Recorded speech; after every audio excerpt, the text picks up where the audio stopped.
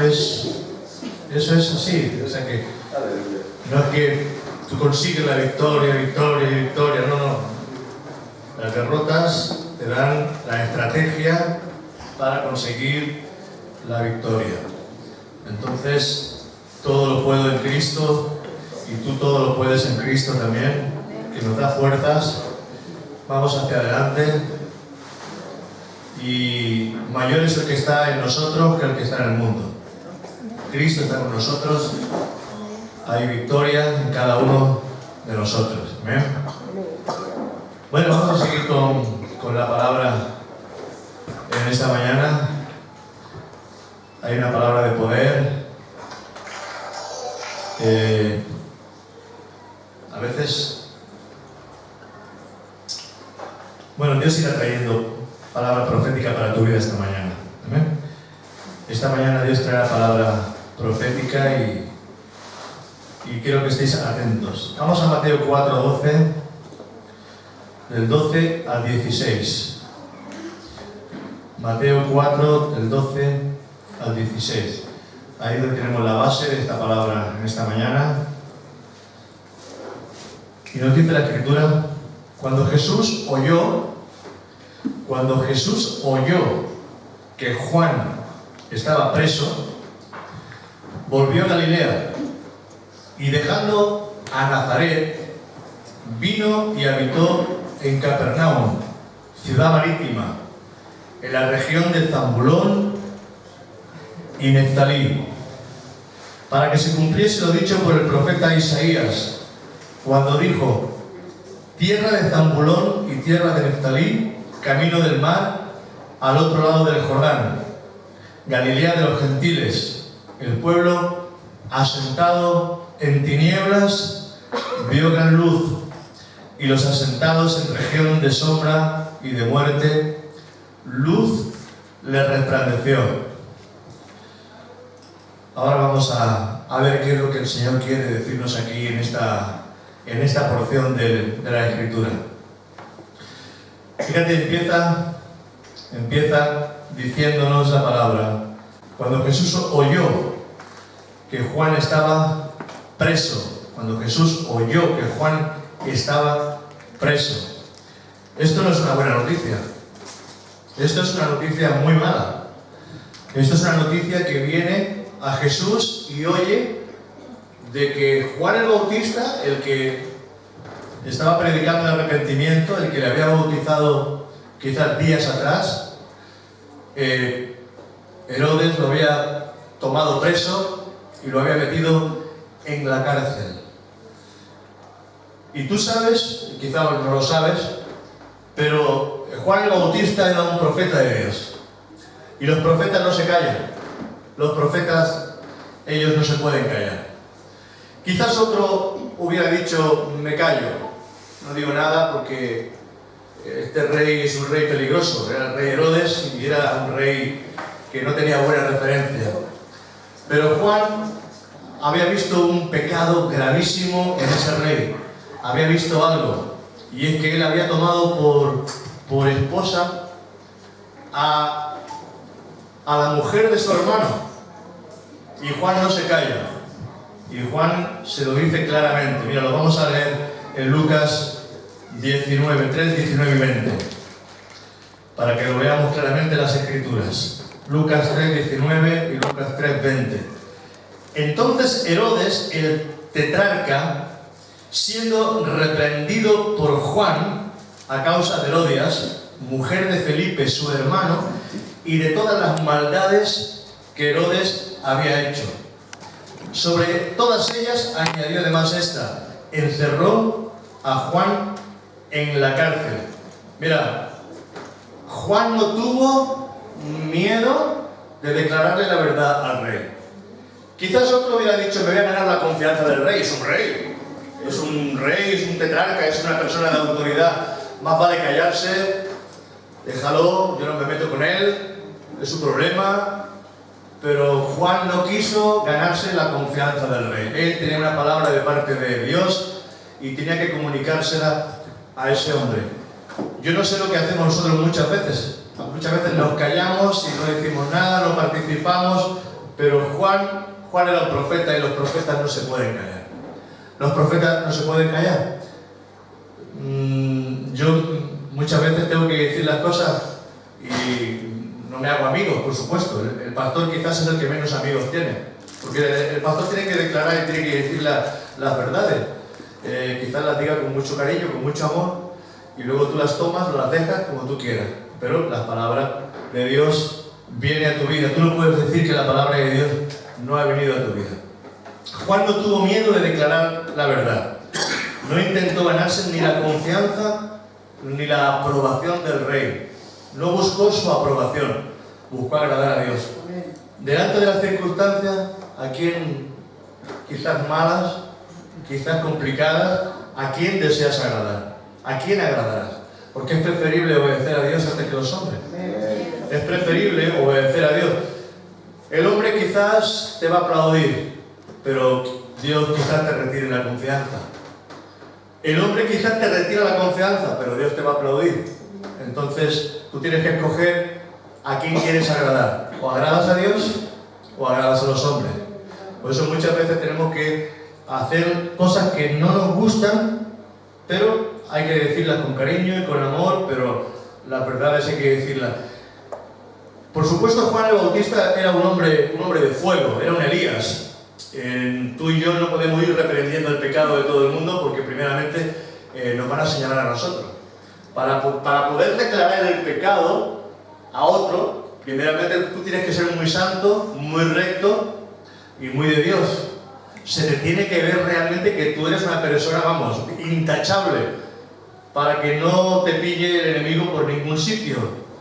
Por eso es importante que entendamos esto. Juan era recto y él podía hacer lo que había hecho. Aparte, tenía el mandato de Dios. A veces cuando vamos a las calles, porque yo los he visto en las calles, en las Ramblas de Barcelona, ponerse algunos allí en medio, ¡arrepentidos, pecadores! Y la verdad, bueno, está bien, pero no es la manera correcta de predicar el Evangelio. Porque el Evangelio primeramente no viene a condenarte, viene a traerte salvación, viene a traerte buenas nuevas para tu vida. Pero cuando tú pides a la gente que se arrepientan, tienes que mirar primeramente tu corazón si tú estás verdaderamente arrepentido. A lo mejor esa persona que está gritando arrepentidos necesita arrepentirse de muchas cosas también. ¿Amén? Por eso dice la palabra que cuando nosotros miremos a los demás, nos consideremos a nosotros mismos también. No vaya que también nosotros tengamos por donde caer. Pero Juan aquí, él no se calla. Él quizás, si se hubiera callado, hubiera sido más fácil. Él se hubiera dicho, bueno, me callo, no me meto en problemas, y lo dejo estar, no hubiera tenido problema Juan. Pero él declaró la verdad. Otra cosa que no hizo Juan fue murmurar a sus discípulos, porque Juan tenía discípulos alrededor. Él podía haber dicho a sus discípulos en alguna reunión, ¿os habéis fijado el pecado de Herodes? ¿Os habéis fijado que ha tomado a la mujer de Felipe, su hermano? Eso no le gusta a Dios, eso no le agrada a Dios. Hubiera quedado de maravilla con sus discípulos, pero delante de Dios tampoco hubiera quedado bien, porque realmente estaba criticando y murmurando y no estaba declarando las cosas realmente a la persona correcta. Y esto lo hacemos muchas veces.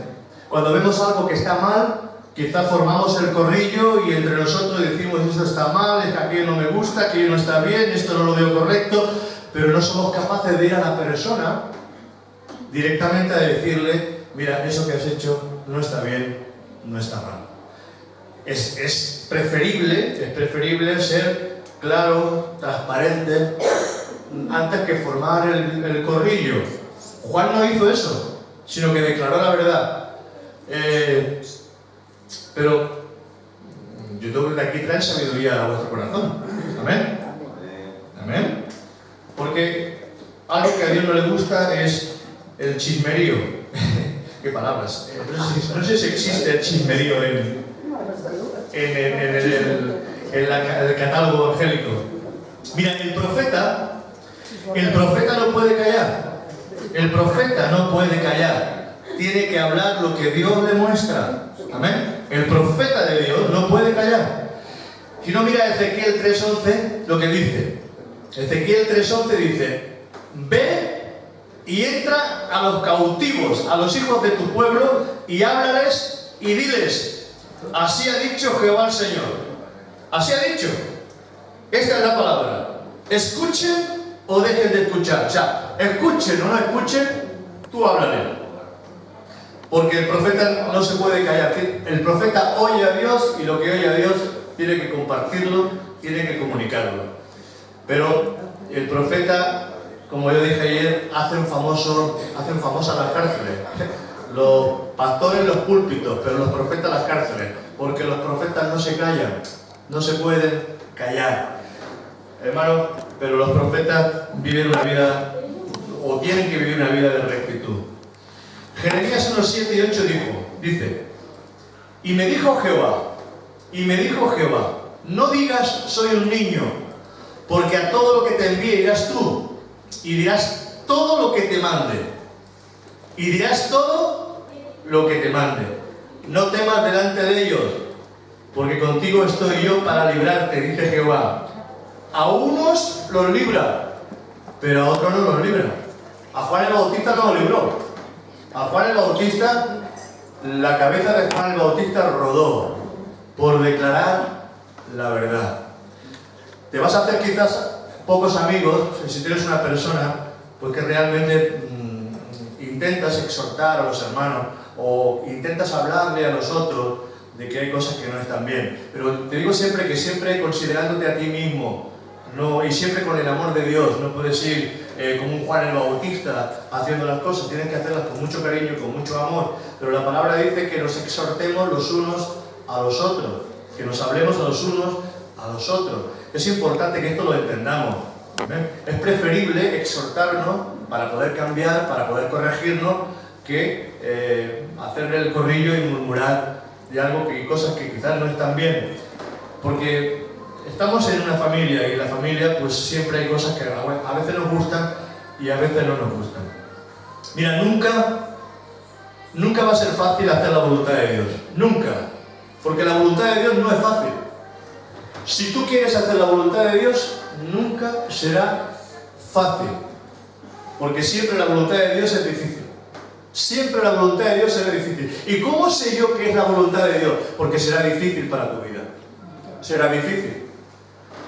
Es fácil huir, es fácil no hacer nada, es fácil quedarse sentado, es fácil girar la cabeza para otro lado, es fácil hacerse el sordo, pero cuando tú tienes que hacer la voluntad de Dios es difícil, costoso, y quizás te va a costar amigos, y quizás te va a costar el ser señalado.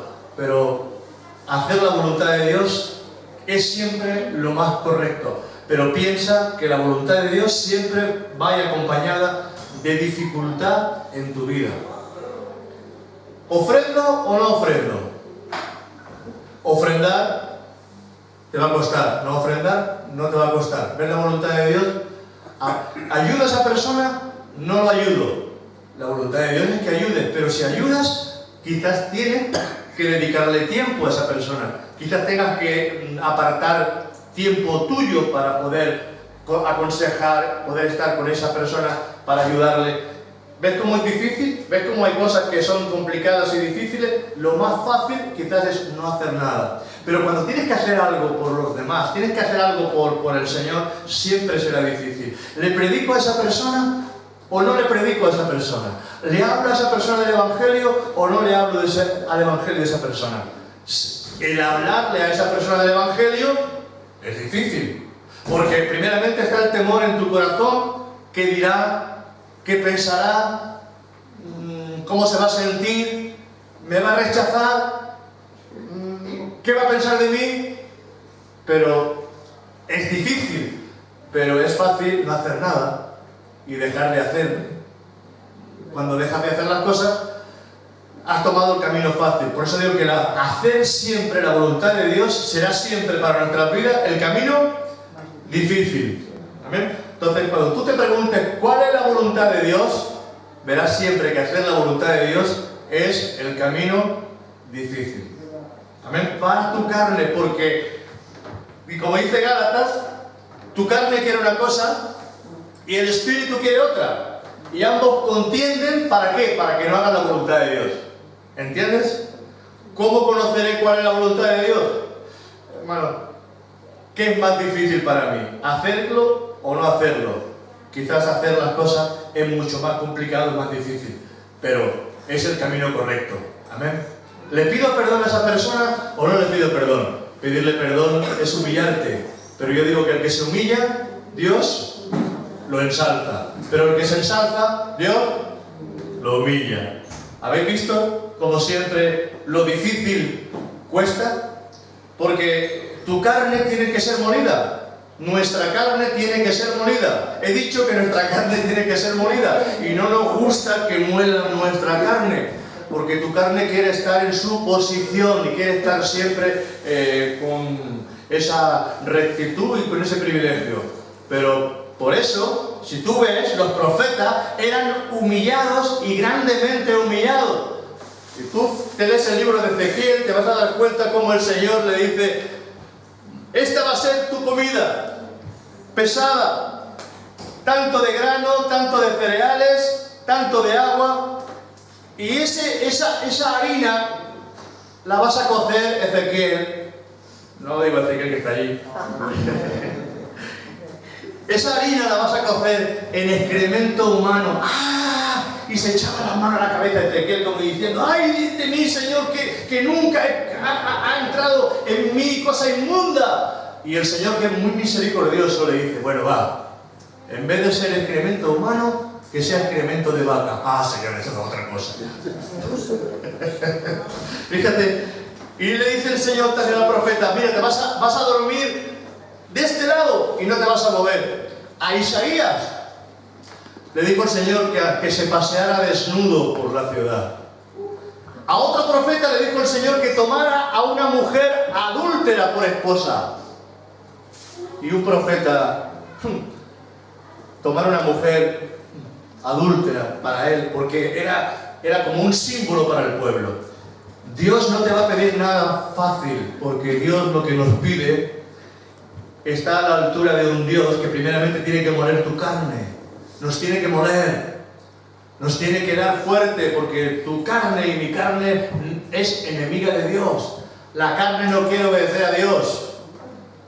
¿Entiendes? Qué calladitos estamos. Esto se pone bueno. Bueno, la palabra de Dios nos muestra hombres y mujeres que asumieron riesgos obedeciendo a Dios. Vemos en la palabra un montón de hombres y mujeres que asumieron riesgos. Y si tú no asumes riesgo, si tú no eres una persona que asume riesgo, nunca vas a avanzar. No avanza. Hermano, la persona que no asume riesgo, porque no nos gusta como humanos, no nos gusta asumir riesgos. Nos gustan los trabajos estables. Y cuando quieres cambiar de trabajo, te lo piensas un montón, porque tienes un trabajo que: ¿y si me quedo sin trabajo? ¿Y si me quedo sin faena? ¿Y qué va a pasar de mí? ¿Y qué va a ser de mí? Pero no estás entendiendo y poniendo tu confianza en Dios. Porque tienes que ser una persona que empiece a confiar y a entender que Dios está contigo. Y si Dios contigo, ¿quién contra ti? Amén.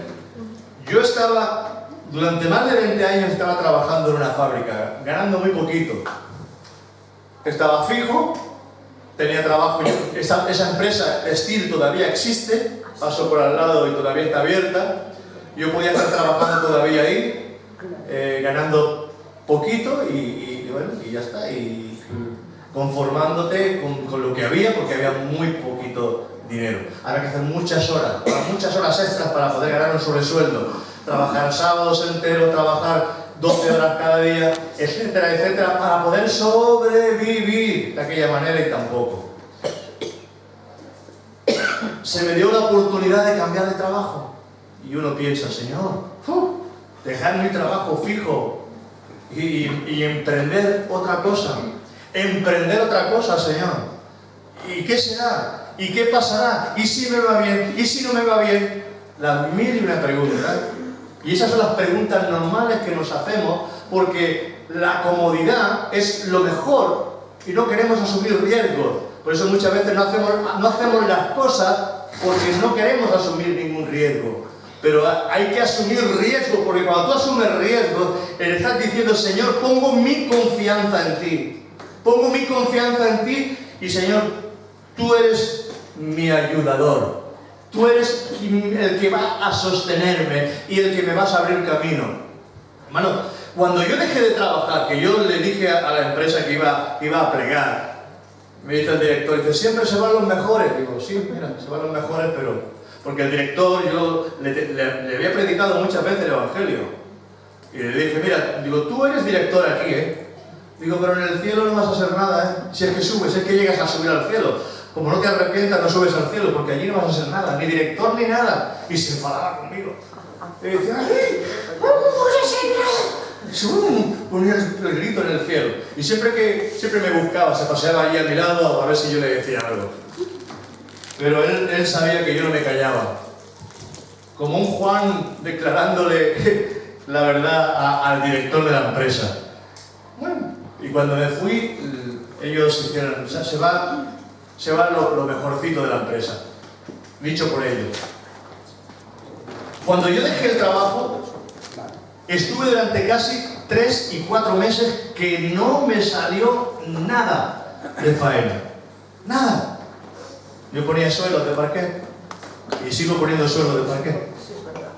Pero más de 4 meses que no salía absolutamente nada, nada. Y yo digo, Señor, me habré equivocado, pero Dios empezó a abrir puertas, y empezó a abrir puertas, y empezó a abrir puertas. Porque Dios primeramente te prueba, pero las derrotas no son derrotas finales. Te están enseñando a ser un vencedor en Cristo.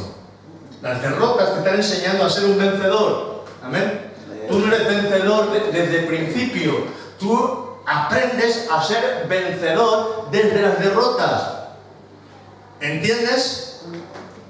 Por eso cuando hay una derrota en tu vida, no es una derrota total, es el principio de la victoria, porque se empieza a caminar como los niños pegándote coscorrones en el suelo.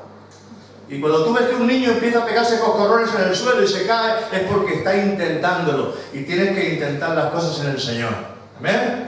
Bueno, poco a poco iremos viendo. La obediencia no es fácil, pero Dios nos dice, Apocalipsis 2:10 dice, no temas en nada lo que vas a padecer. No temas en nada lo que vas a padecer.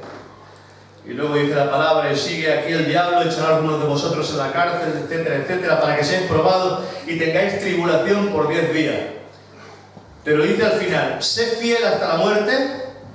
¿Qué dice? Sed fiel hasta la muerte y yo te daré la corona de la vida. La corona de la vida. Y Jesús nos enseña a ser firme, constante, pase lo que pase y a pesar de lo que podamos oír a nuestro alrededor. Jesús quiere empezar su ministerio. Jesús va a empezar su ministerio. Él va a empezar su ministerio porque llega el momento en que Él sale del desierto lleno del poder del Espíritu Santo y va a empezar su ministerio. Y no se va a Jerusalén, que es donde estaba la gente quizás más rica, la gente más aposentada, quizás el lugar mejor para él hubiera sido irse a Jerusalén, irse a los lugares donde había más protagonismo, donde había más bendición, seguramente quizás. No, él se va a los lugares de más miseria, se va a las regiones de sombra y muerte, a las regiones de esas 2 tribus que habían quedado ahí en Galilea, 2 tribus perdidas. Sabéis que en los tiempos de Jeroboam, Israel se rompe y 10 tribus quedan a un lado y Judá y Benjamín quedan a otro lado. Pero de esa hay 2 tribus que se quedan ahí en Galilea y ahí se forma como un montón de gente mezclada, donde los judíos se mezclaron y se le llama la Galilea de los gentiles, lugar de oscuridad, lugar de muerte le llama la palabra. Pero dice la palabra porque había una profecía de que esa región de sombra y muerte iba a haber gran luz. Y Jesús, cumpliendo la palabra, se va a esa región para cumplir la palabra, para cumplir las Escrituras. Hermano, no le corresponde solamente al Mesías cumplir las Escrituras, sino que tú y yo tenemos que ser cumplidores de su palabra también y tenemos que cumplir las Escrituras. Es muy fácil que otros cumplan la palabra, pero tú y yo tenemos que ser cumplidores de su palabra. Tú tienes que cumplir, porque las profecías se te dan, las profecías las escuchas, las profecías las oyes, están escritas, pero si tú no le das pies, cuerpo y vida a la palabra profética no se va a cumplir. Pero él dijo, es necesario que así se haga, le dijo a Juan el Bautista, para que se cumpla toda palabra. Y él tuvo que dejarse bautizar por Juan el Bautista para que se cumpliera toda palabra. La ley, Jesús dijo que toda la Escritura se iba a cumplir. Ni una tilde, ni una jota iba a dejar de ser cumplida. Entonces vino para cumplir la profecía. Y había una profecía escrita que está en Isaías, que la vamos a leer. Voy a bajar un poquito por aquí. Isaías 9, 1, 2. Ahí están las dos tribus que se quedaron ahí en esa tierra de Galilea. Ahora lo verás. Isaías 9, del 1 al 2, dice: mas no habrá siempre oscuridad para la que está ahora en angustia. No habrá para siempre oscuridad para la que está ahora en angustia, tal como la aflicción que le vino en el tiempo que livianamente tocaron la primera vez a la tierra de Zambulón y a la tierra de Neftalí. Estas son las dos tribus que se quedaron ahí. Pues al fin llenará de gloria el camino del mar, de aquel lado del Jordán, en Galilea de los gentiles. El pueblo que andaba en tinieblas vio gran luz. Los que moraban en tierra de sombra de muerte, luz resplandeció sobre ellos. Jesús era el cumplidor de esta palabra. Iba a entrar a Galilea. Acordaos que salió de Galilea. Salió de Galilea para arrepentirse, que él no tenía por qué arrepentirse, pero tú y yo sí, para ser bautizado por Juan, para recibir la bendición del Padre que le dijo: este es mi Hijo amado en que tengo contentamiento. Acordaos que sale lleno porque viene la paloma del Espíritu sobre él, se llena del Espíritu Santo, y el Espíritu Santo lo lleva al desierto. Acordaos que es el Espíritu que lo lleva al desierto, es probado en el desierto, y entonces Jesús, lleno del poder, empieza su ministerio. No se va a Jerusalén, se va a los lugares donde más necesidad había.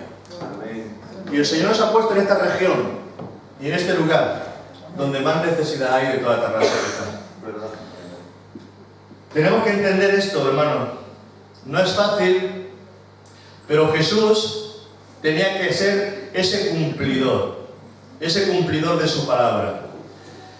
Hoy nos está hablando el Señor de fortaleza, nos habla de confianza, nos habla de fe, nos habla de seguir nuestro llamado y de no desmayar. Porque tú y yo somos personas que tenemos que aprender a obedecer a Dios. Hoy la gente no sabe obedecer a Dios. Hoy no hay respeto. Hoy la gente se burla de todo. Le sacamos chiste a todo. Nos reímos del rey, como yo dije ayer, nos reímos del presidente, nos reímos del director, nos reímos de todo, nos reímos, hacemos burla y hacemos una parodia de cualquier cosa, ¿verdad? Y entonces ese respeto se va. La palabra dice: honra al que honra. Y que tenemos que honrar al rey. Nos guste o no nos guste, hay un rey en este país. Nos guste o no nos guste, te puede gustar más, te puede gustar menos. Quizás a Jesús ni a Pablo le gustaba el rey que había en aquella época. En aquella época estaba Herodes. Cuando Jesús estaba Herodes allí, una persona que no era para agradarse ni para orar por él. Pero la palabra nos dice, el apóstol Pablo nos dice que oremos por los que están puestos en eminencia, no que nos burlemos de ellos, no que hagamos gracia, no que hagamos burla, no puede ser como el mundo es. Amén. Mira, tienes que ser valiente, y tenemos que ser valientes porque Dios nos está llamando a ser valientes, a tomar compromiso con el Señor, a ser luz en medio de la oscuridad, a ser portadores de la luz, a ser antorchas en medio de lugares oscuros. Dios nos está llamando, y Pablo le dice a Timoteo que no nos ha dado espíritu de cobardía, sino espíritu de poder y de dominio propio. Y le dice a Timoteo, porque Timoteo quizás ya se estaba avergonzando de dar la palabra. Él decía, no te avergüences de dar testimonio. No te avergüences de dar testimonio de nuestro Señor, ni de mí, preso suyo, sino participa de las aflicciones del Evangelio. Yo pensaba que el Evangelio era prosperidad. Si te prospera el Señor también, si Él quiere te prospera, ¿por qué no te va a prosperar el Señor? Pero el Evangelio no es el Evangelio de la prosperidad, es el Evangelio de las aflicciones. Porque Dios nos ha llamado a ser participantes de la aflicción de Cristo. Hermanos, si yo empiezo aquí a predicar que si Dios te va a dar un coche, que si Dios te va a dar un buen trabajo, que si Dios te va a prosperar, que si Dios te va a levantar, que si Dios te va a dar dinero, que si Dios te va a dar salud, te va a dar una mujer hermosísima, te va a dar de todo, esto se nos llena en el momento. ¿Verdad? ¿Pero qué? ¿Tú crees que ese es el Evangelio real? No. El Evangelio real es que participemos de las aflicciones. Háblale a Esteban de la prosperidad. Háblale a Juan el Bautista de la prosperidad. Háblale a Pablo de la prosperidad. De esa prosperidad que muchos creen que es solamente el centro del Evangelio. Han cogido un punto. No, el Evangelio es todo el Evangelio. Y el cordero hay que comérselo todo, enterito. La prosperidad es un punto, sí, porque estas bendiciones seguirán, dice la palabra, a los que me oyen y me obedecen. Y la bendición seguirá y la prosperidad seguirá. Pero no es un punto. Y el cordero hay que comérselo enterito. Amén. Amén. Amén, amén. Y hay aflicciones también por causa de Cristo. Y hay más aflicción que quizás, pero nuestra corona no está aquí abajo, nuestra corona está arriba. Amén. Aquí no recibimos corona. Aquí la corona que recibió Jesús no fue de oro, fue de espina. ¿Te acuerdas?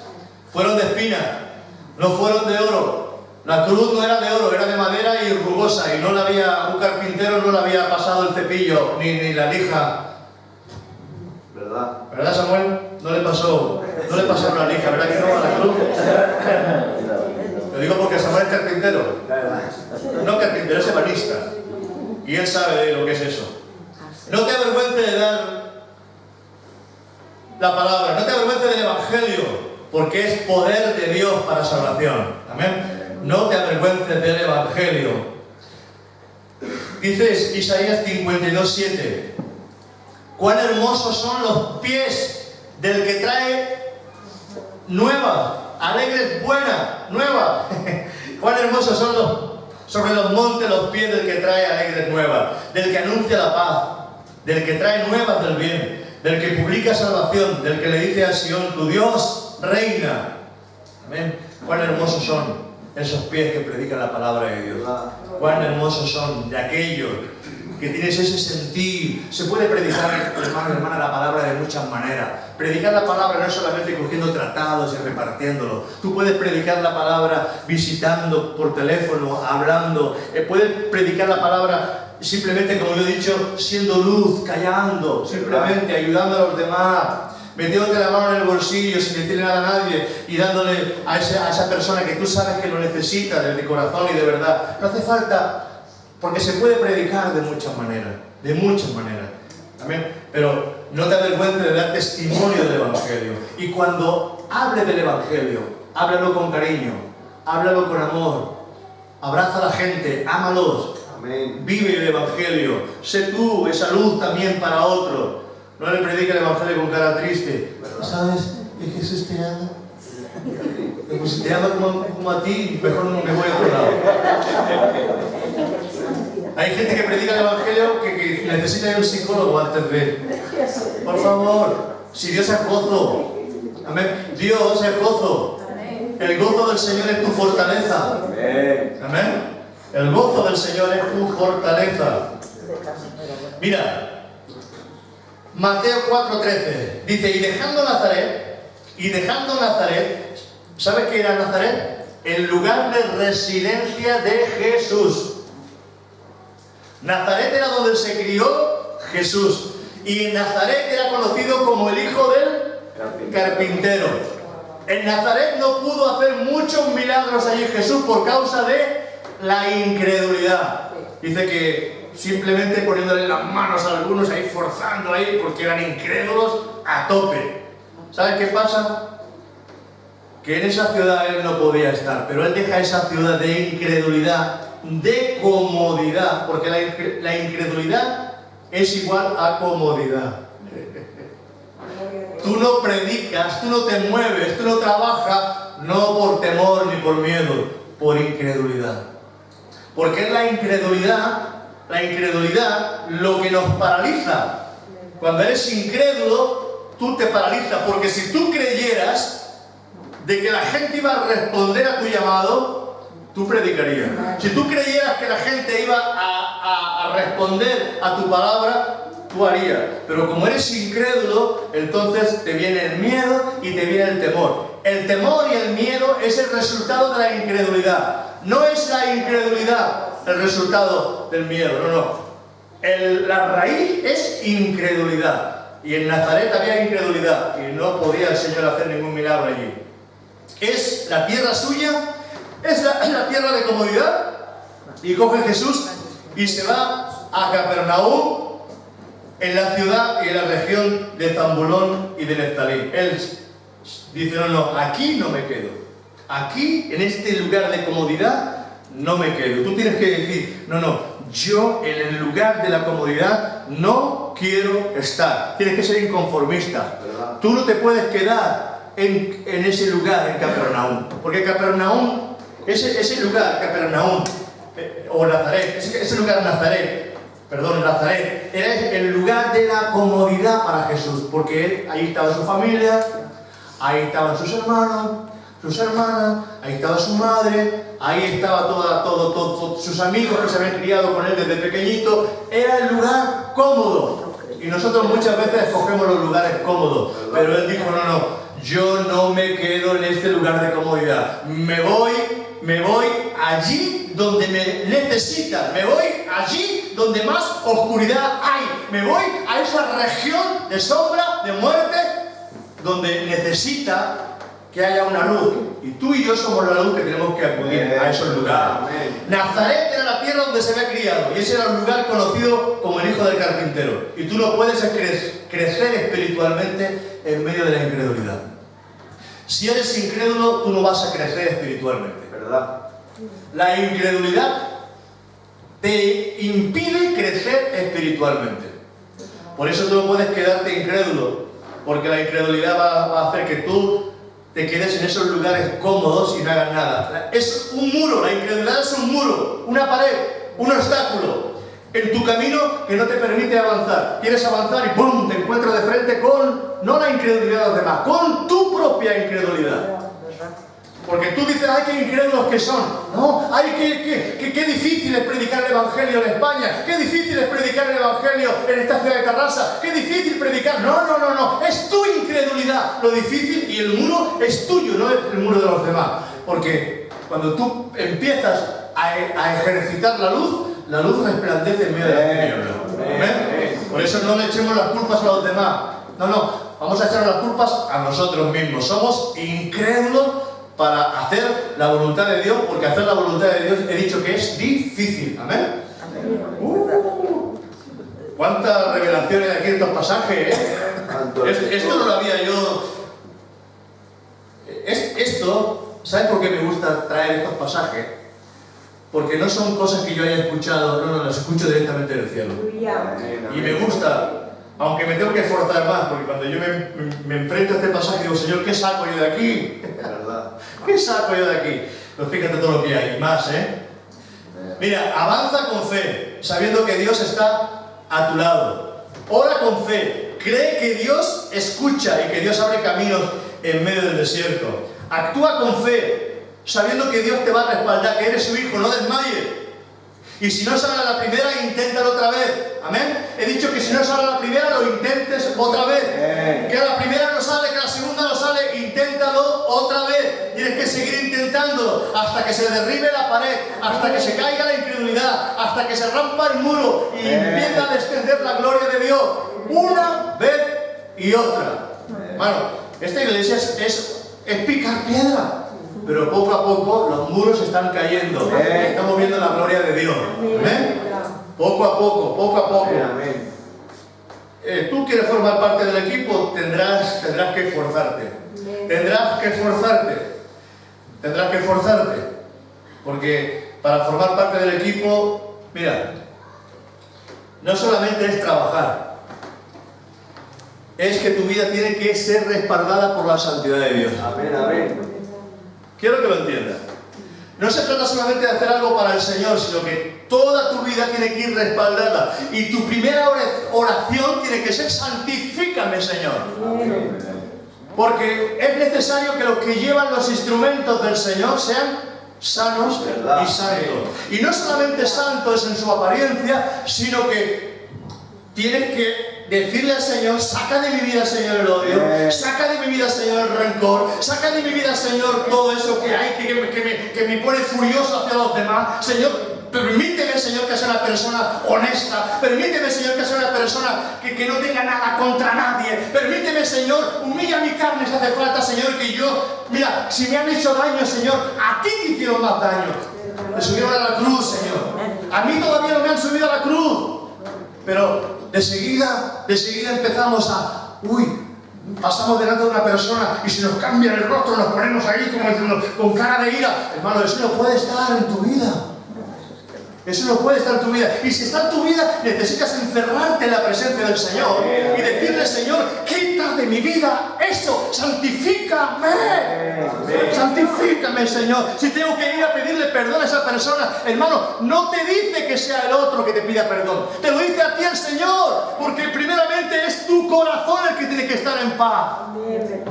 Una vez que tú pides perdón, aunque tú no tengas la culpa de nada, cuando tú pides perdón a los demás, tu corazón queda limpio. La pelota ha pasado al otro extremo. ¿Ven? Y tú ya estás preparado porque tu corazón está limpio. Aleluya. Yo le daría un aplauso al Señor. Yo le daría un aplauso al Señor. La iglesia tiene que confiar. La iglesia tiene que confiar en la persona que Dios ha puesto al frente. Amén, amén. Si tú no confías en la persona que Dios ha puesto al frente, tú vas a estar pensando: sí, mira este, mira aquel, mira el otro, mira el parquetista este, sí, ¿qué sabe? ¿Verdad? El hijo del carpintero. Tú estás pensando en el hijo del carpintero. Pero tú tienes que entender que la palabra que está saliendo de aquí es para edificación de tu vida. Y viene de parte de Dios. Te tiene que herir la palabra, sí. Te tiene que machacar la palabra, sí. Porque Jesús, antes de ir a la cruz, tuvo que pasar por el huerto. Y el huerto es el huerto de Getsemaní. ¿Y sabe lo que significa Getsemaní? Prensa de aceite, donde ahí tienen que machacarte. Porque si hay que sacar algo bueno de ti, será machacando. La uva hay que machacarla para sacar el vino. La harina hay que machacarla para sacarla del trigo. Y el aceite hay que molerlo para sacarlo de la oliva. O sea que si tú quieres ser trigo, quieres ser aceite y quieres ser vino, que es el gozo del hombre, que es el alimento y el pan de vida, y que es el aceite y la unción del Espíritu Santo, tendrás que ser humillado en la presencia de Dios, hermano y hermana. Y si no eres humillado en la presencia de Dios, no sirves. No lo digo yo, lo dice su palabra. Servirás quizás para otra cosa, pero tú tienes que empezar a que Dios trate con tu vida. Y tienes que decirle: Señor, si tengo que pasar por ahí, Señor, pasaré por ahí. ¿Sabes? Tú tienes un lugar. Dios te ha dado un lugar.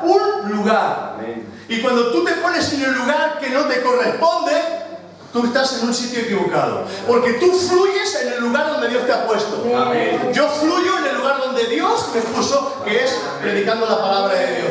Eva fluye en el lugar donde Dios la ha puesto, porque es el lugar de posicionamiento de Dios. Porque Dios tiene una posición para cada uno de nosotros. Por eso tenemos que entender dónde me has puesto, Señor. Porque si tú sales fuera del posicionamiento de Dios, no te cae la unción. La unción me cae en la posición donde yo estoy. Yo le decía a Manolo siempre: Manolo, no dejes la guitarra. Porque Dios le había dado un arma tremenda para derrotar al diablo, que era la adoración y era la guitarra. Cuando él dejaba de tocar la guitarra y alabar a Dios y adorar a Dios, el diablo podía con él. Pero cuando él se encerraba con la guitarra en su cuarto y empezaba a adorar y a alabar a Dios, él empezaba a recuperarse, las tinieblas huían. ¿Por qué? Porque era el lugar de posicionamiento. Dios te posiciona siempre en un lugar y tienes que buscar cuál es mi lugar, Señor. ¿Cuál es mi lugar? Desde ahí tú fluyes. Desde el lugar de posicionamiento tú fluyes. Yo no puedo imitar a nadie, porque cada uno tiene su lugar. Por eso envidiar a la gente es una tontería, porque cada uno está puesto en el lugar donde tiene que ser puesto. Yo no puedo estar en el lugar de otro siervo. Yo tengo mi propio lugar. Yo puedo recoger pinceladas de otra persona porque están bien, pero yo tengo que tener mi propio posicionamiento en Cristo. ¿Amén? Entonces tienes que decirle, Señor, posicióname en el lugar de mi bendición. El lugar de la bendición quizás a veces no es el que tú piensas que es el que Dios te ha puesto, ¿verdad? La palabra real no te deja en una silla. Digo que la palabra real no te deja en una silla, porque Dios no viene a dejarte en una silla. ¿Amén? Amén. La palabra real no te deja en una silla. Dios te motiva, Dios te inspira, Dios te reta a ser parte del reino. No un espectador, no un socio en la iglesia. Porque esto no es de cara a la gente, sí, asociación. Pero tú y yo sabemos que estamos asociados con Cristo. Amén. Amén. O sea que la palabra de Dios no te puede dejar en una silla. Si es palabra real, no te deja en una silla. Te motiva, te inspira, te reta a ser parte del reino y de la bendición de Dios. No un socio en su butaca contemplando. No, hermano. Tú no eres ningún socio. La palabra te lleva al ring. La palabra te lleva al ring, a pelear. Te lleva al terreno de juego, a ser un goleador. Te inspira, te abre tus sentidos para creer que sí, que se puede, que... Mira, ¿por qué te piensas que ese negrito en Estados Unidos, el Obama, llegó al poder? Un negro. Pero él inspiró a la gente y está con... Sí se puede. Y se pudo. Y fue presidente. Falta ahora una mujer en los Estados Unidos. Yo creo que la próxima va a ser una mujer. Porque a este hombre le queda poco tiempo ya. Y se puede, claro que se puede. Pero la palabra de Dios te lleva al ring, no te lleva a ver cómo se están peleando. A ver. ¡Oh, qué golpe le ha dado! ¡Oh, no! ¡Qué golazo el Messi! ¡Gol! No. La palabra te lleva a que tú metas los goles. La palabra te lleva a que tú te cojas los guantes de boxeo y te pelees con el diablo y empieces a ser más que vencedor en Cristo. Nunca vas a crecer, ni vas a creer a la palabra de Dios si no aplicas fe a la palabra. Tú no aplicas fe a la palabra, tú no serás nunca un vencedor. Mira, yo puedo tener amigos, pero aquí no puedo tener muchos amigos, porque si yo te hablo como un amigo, quizás te hablaré de diferente manera, pero te hablo como pastor. Amén. Amén. Ahora tú imagínate que tú te tomes la confianza. Tú te tomas la confianza, porque a los niños se toman la confianza con el padre. ¿Cuántas veces, mamá, tienes la comida ya hecha y el niño está en el ordenador o la tablet sentado, lo que sea, o arriba o abajo? ¡La comida! Ah, sí. ¡Ahora vengo! ¿Qué vienes? ¡Ahora vengo! Al final tienes que subir a buscarlo, tienes que ir a buscarlo donde está, que ya está, que se enfría. Una vez y otra. Ahora tú imagínate un soldado en la fila, y el sargento, ¡firme! Y todo el mundo, ¡guau! Y uno allí. Aunque por favor, que te he dicho que firme. ¿Qué? Que firme. ¿Tú te crees que el soldado, tú te crees que el soldado de Jesucristo hay que estar repitiéndole las cosas una vez y otra vez y otra vez y otra vez? No. Pero así somos, como somos niños, nos tienen que repetir las cosas una y otra vez. Una y otra vez. Una y otra vez. Imagínate ese soldado, ¿verdad? En la fila, sin obediencia, diciéndole, por favor, soldadito, no quiero molestarle. ¿Tendría usted la amabilidad de ponerse firme? No sé si me viene de gusto ponerme firme. Te pegan un mamporro Y de lo gordo. ¿verdad? ¿Verdad? Ellos en el ejército decían, vamos, porque, mira, yo me acuerdo, escuchadme, yo me acuerdo que cuando estaba en el campamento, esto a los hombres les encanta, estas cosillas de la mili, Por lo que la hemos hecho. lo que la habéis hecho. Cuando estaba en el campamento, dijeron una vez, dice, a ver, los que quieran mandar, que salgan. Los que quieran mandar, que salgan. Pues yo digo, pues yo voy a salir. Voy a salir. Salieron 4 o 5. Dice, venga, va. Le decían a uno, dile a los soldados que se pongan firmes. Y dice, firme. Ah, vete. Otro. A ver, tú. Firme.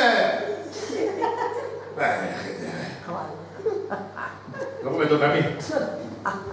A ver tú. Y yo le pongo allí. ¡Hey! ¡Compañero! ¡Madre mía!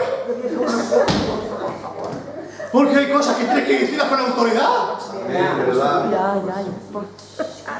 Y me dijeron, dice, ¿tú te quieres quedar aquí con nosotros de entrenador? Digo, no. Si no me puedo sacar el carnet de conducir, el carnet de camión, el carnet de... Digo, no me quedo aquí. Porque Dios está buscando gente que valga. No. Firme.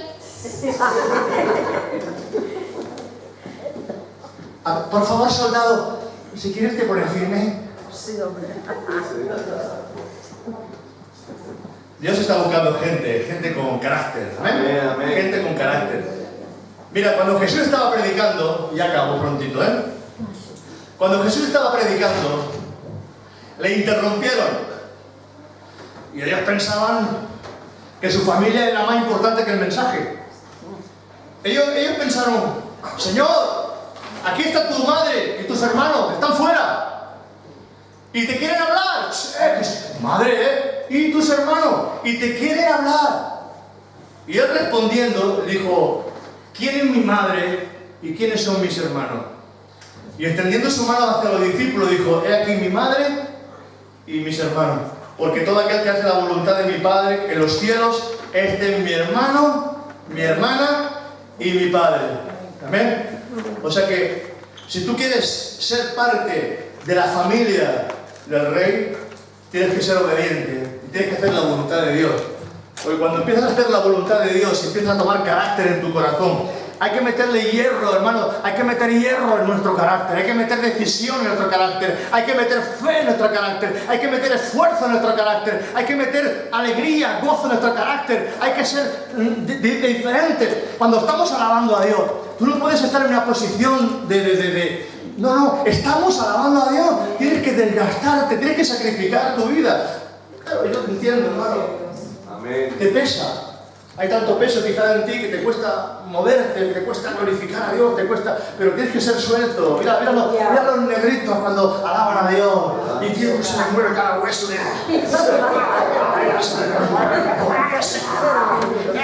Estoy alabando a Dios, se le mueve todo. Pueblo gitano cuando alaba a Dios, la voz parecen gallos de pelea y levantan la voz para arriba y están ahí cantando con fuerza. Y tú y yo, alabaré. Ay, no me ha gustado la alabanza hoy. No me ha gustado la alabanza. Ni esta ni ninguna te va a gustar. ¿Verdad? Tú tienes que tener carácter para alabar a Dios. Amén. Tienes que sentirlo, tienes que vivirlo. Hay que vivir la palabra de Dios. Hay que liberar tu espíritu. Quizás, te voy a decir un secreto. Es que no quiero bajarme porque se está grabando. Y luego me salgo de la cámara. La faena que vais a tener Jairo y ¿Verdad? Berna para poder hacer esto. Saludos.